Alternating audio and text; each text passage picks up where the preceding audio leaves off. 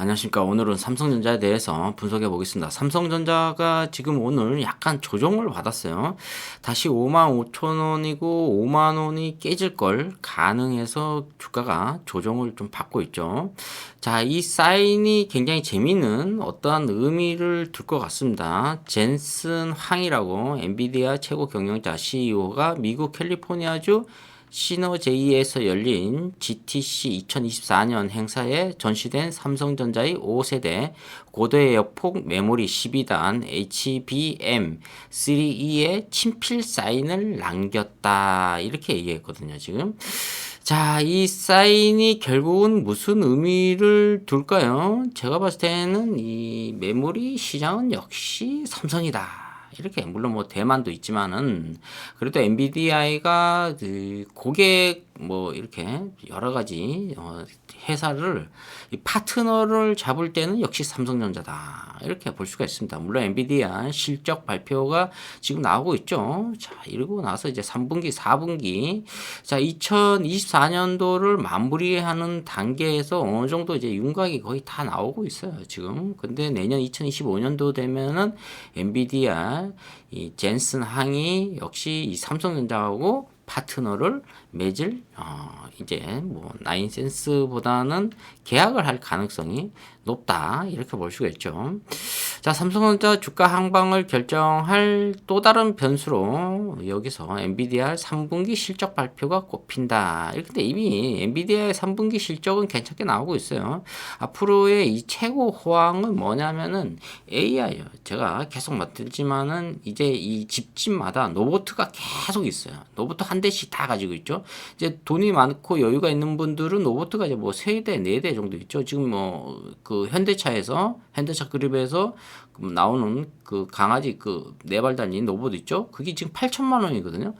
제가 장담하는데 앞으로 한 10년 정도만 있으면 그게 한 800만 원 정도로 단축될 가능성도 있다.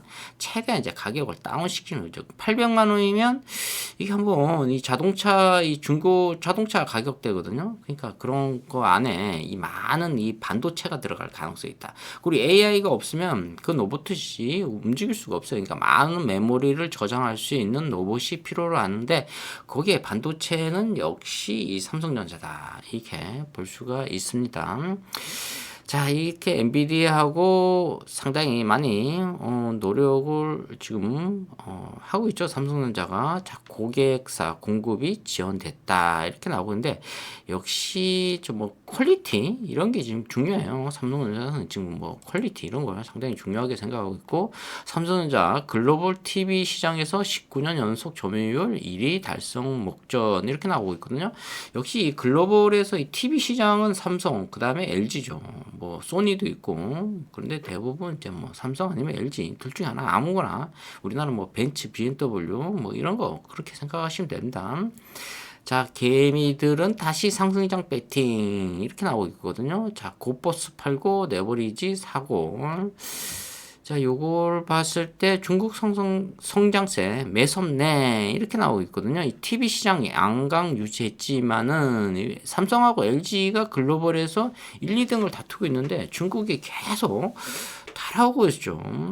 자, 근데 이 중국이 저가로 지금 들어가요. TV를 15만 원, 20만 원에 팔아요. 근데 삼성전자 같은 LG 같은 경우는 뭐 120 이렇게 100 단위로 50, 뭐 60 단위로 파는데 이 중국 차이나 쪽에서는 20만 원으로 공략을 하고 있다. 야, 근데 과연 품질이 우수하냐는 거죠. 자, 그러니까 국가의 이미지가 굉장히 중요합니다. 자, 이게 지금 전 세계적으로 국가의 이미지가 추락하게 되면 이런 가전제품 이런 것들을 쉽게 선뜻 사지를 않아요. 이게 이미지가 굉장히 중요합니다. 미국 하면 이제 애플, 뭐 테슬라 이렇게 나오고 있죠. 독일 하면 자동차, 독일 3사 자동차. 자, 우리나라 코리아 이 대한민국 하면은 역시 반도체죠. 그 다음에 두 번째가 뭐냐면은 뭐 휴대폰, 그 다음에 가전제품 이렇게 나아갈 수가 있습니다. 자, 요거 또 약간 복잡한 얘기인데 머리 아픈 내용이라고 볼 수가 있어요. 근데 그래도 한번은 좀 봐야 될 것 같아요. 자, 여기서 보면은 TV하고 모니터 시장이 한 22조 정도, 지금 한 9월 달까지 22조 정도 됐나요? 스마트폰이 한 89조, 메모리 시장이 뭐 한 61조 이렇게 나오는데, 역시 스마트폰 시장이 뭐 한 90조 정도 되고 있고, 이 메모리 시장이 한 60조 정도. 그래도 삼성전자의 매출액이 한 30%가 메모리 시장이다. 한 1년에 한 100조 정도 번다. 근데 이게 영업이익이 30%다. 왜냐하면 이 반도체 분야는 천재들이 하는 거고, 거의 다 뭐 30년 정도의 노하우를 갖고 있기 때문에 이 영업이익이 한 30% 정도 나온다. 스마트폰도 이 영업이익이 한 10% 정도 나오나요? 그래도 굉장히 많이 나오고 있는 거예요. 가전제품 쪽으로 해서.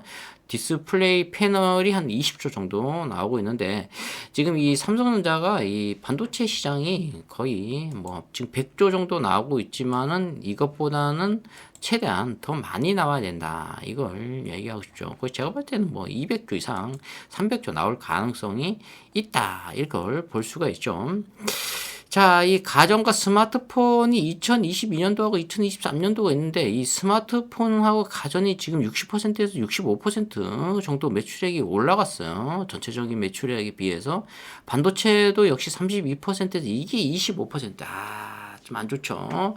상당히 한 7% 정도 다운됐다. 이게 좀 안타까운 현실이라고 볼 수가 있습니다. 자, 반도체 시장을 끌어올려야 되죠. 여기서 매출액이 지금 1년에 100조 정도 나오고 있는데, 전체 매출액은 300조 정도 돼요. 2024년도에도 300조에서 100조가 반도체 시장이다. 33%의 지금 확률을 지금 점유율을 갖고 있는데, 이걸 더 올려야 된다는, 200조, 300조가 나와. 이게 NVIDIA, 여기서 지금 젠슨 항해, 자, 이쪽에 지금 빨리 삼성전자가 파트너를 잡아야 된다. 그 다음에 OLED 패널, 이게 지금 11.96 약간 올라왔죠. 그 다음에 하만이라고, 이것은 이제 스피커 시장인데 괜찮게 올라오고 있어요. 요즘은 이제 뭐 휴대폰으로 해서 뭐 여러 가지 블루투스를 연결해 가지고 이 스마트폰을 이용해서 많은 음악을 듣고 여러 가지 정보를 인포메이션을 하고 있기 때문에 스피커가 굉장히 중요하다. 이 하만인데, 이게 지금 삼성에서 9조 원 주고 인수를 했어요.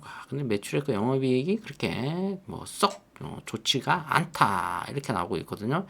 자, TV 점유율은 뭐 시장 점유율이 이 글로벌인지는 모르겠지만 한 30% 정도, 스마트폰이 19%, 자, 스마트폰 패널이 한 50% 이렇게 나오고 있죠. 자, 이 연구 개발비, R&D 투자 현황을 봐도 상당히 많이 100만, 1000만, 억, 10억, 100억, 1000억, 28조 정도, 30조 정도로 매출액의 거의 10% 정도네요. 이게 비중이 상당히 많이 투자를 하고 있네요. 8.7888 이랬는데 지금 10.94, 11%네요. 자, 매출액이 300조 정도의 30조를 이 연구 개발비에 투자를 한다는 것은 어마어마한 거예요, 지금. 자, 여기서 이 삼성전자, 자, 70년생부터 79년생은 전부 다 삼성전자만 매수하시면 돼요. 자, 매도는 다음에 하시고, 자, 여기서 보면은 또 재무제표를 보면은 매출액이 3분기 뭐 괜찮게 나왔죠. 전년 동기 17% 상승했고, 이렇게 되면 뭐 300조, 2022년도 300조를 찍을 가능성도 있죠. 전년 동기 한 20% 정도 성장을 했네요. 영업이익도 괜찮게 나왔어요. 자, 26조 정도 나왔는데, 이게 당기 순이익도 26조 괜찮게 나왔다. 자, 올해 한 30조 이상 나오길 바랍니다. 뭐 기초 현금 및 현금성 자산, 기말 현금 및 현금성 자산 뭐 40조 이상 갖고 있기 때문에 무난하다, 이렇게 보시면 될 것 같고, 이 애널들이 또 어떻게 냈냐면은 적정 주가가 86,320원 평균을 내보니까 95,000원을 나왔어요. 아직까지는 10만원을 안 나왔죠. 근데 제가 12만원 간다 그랬죠. 자, 언젠가는 갑니다. 자, 삼성전자 우려를 하나씩 해소해 나가는 중. 자, 이 고민거리가 한 7가지 정도 있는데, 지금 뭐 한두 가지, 뭐 노사, 뭐 그 다음에 여러 가지 또 이런 것들이 하나씩 지금 해결해 나가고 있는데, 이 이재용 회장의 리스크가 또 하나가 있죠. 자, 이 또 승계 작업에서 여러 가지 또 문제가 생겨서 그게 또 우리나라 법에 접촉이 되는지, 이런 것들, 그 다음에 또 그런 것도 있잖아요. 상속세. 상속세 뭐 30%, 40%인데 좀 과하다. 이걸 좀 축소시켜야 되는데 코스피, 코스닥에 상장되어 있는 이 기업들은 상속세를 제발 좀 10% 정도만 냈으면 좋겠습니다. 그럼 또 중소기업이 반발할 수 있지만은 그래도 워낙 덩어리가 크고 신뢰가 있잖아요. 그러니까 좀 정부에서 다른 쪽에 정당하게 세금을 내야 됩니다. 그리고 이제 세금을 정당하게 걷어야 돼요. 자, 이렇게 뭐 노력 안 하고 정부에서 세금을 걷는다는 것은 제가 봤을 때는 좀 불합리하다. 이렇게 보실 수가 있습니다. 자, 워드 페어라고 농런이라는데 오래 달리다 보면은 이 돈이 결국은 이렇게 차곡차곡 쌓입니다. 그러니까 오프 인더라고 하는데 이 오래 달려야 돼요. 단타로 쳐서 단타 쳤다고 돈 벌었다는 사람 한 명도 못 봤거든요. 물론 뭐 2억, 5억 이렇게 갖고 단타 쳐야 되는데 그렇게 단타 칠 사람들을 별로 없어요. 자, 삼성전자 매수 비율이 39%예요. 좀 저조했죠. 자, 외국인이 오랜만에 조금 적게 매도했어요. 그러니까 뭐 크게 많이 떨어지지는 않았는데, 자, 여기서 보면 오늘 뭐 좀 약간 깊이 한번 들어가 봐도 삼성전자가 잠깐 반등 주다가 그냥 계속 주저앉는 그런 모습이라고 볼 수가 있습니다.